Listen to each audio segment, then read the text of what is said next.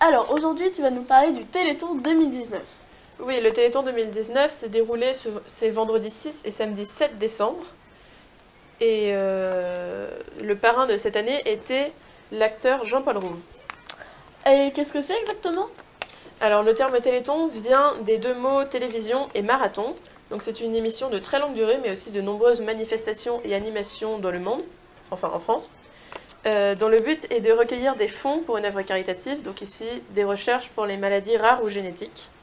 Et ce projet nous vient des États-Unis des années 1950.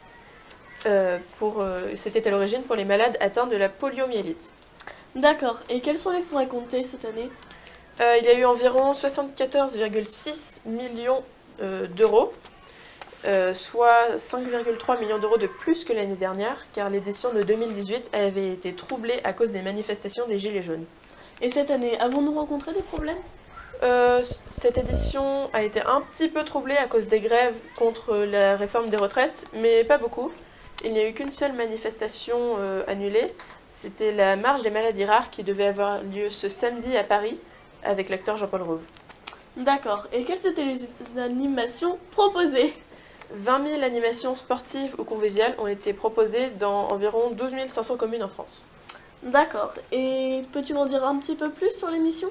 Alors l'émission a été diffusée pendant 30 heures en direct du parc de la Villette à Paris, et de nombreux artistes s'y sont rendus, comme Aya Nakamura qui y a chanté, mais aussi Alain Souchon, Claudio Capéo, Nagui, Black M, Julien Clerc ou Clara Luciani.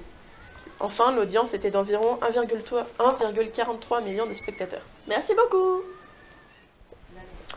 Vous avez sûrement entendu parler de ce jeudi, la manifestation qui a eu lieu a mobilisé plus de 800 000 personnes dans toute la France.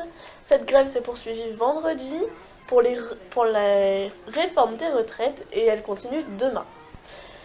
Le gouvernement s'est résolu à accélérer le tempo et Édouard Philippe, le Premier ministre, se présentera mercredi midi l'intégralité du projet de loi qui sera discuté au Parlement. Les syndicats ont annoncé une nouvelle manifestation demain, après ce jeudi dit noir, et ils seront reçus ce soir par la ministre de la Santé Agnès Buzyn et le haut-commissaire aux retraites. Le fonctionnement des écoles, des transports et des hôpitaux sera sûrement perturbé, car il est annoncé qu'il y aura 130 manifestations dans toute la France, ce qui représente 5,24 millions de fonctionnaires qui sont appelés à se mobiliser.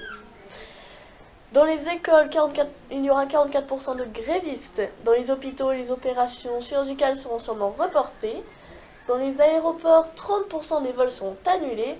La SNCF rencontrera de nombreuses perturbations dès ce soir 19h et la RATP aura un trafic globalement normal. Toutes ces informations ont été trouvées sur Le Monde et le réseau social Snapchat. Pour conclure, merci d'avoir regardé ce numéro et à la semaine prochaine.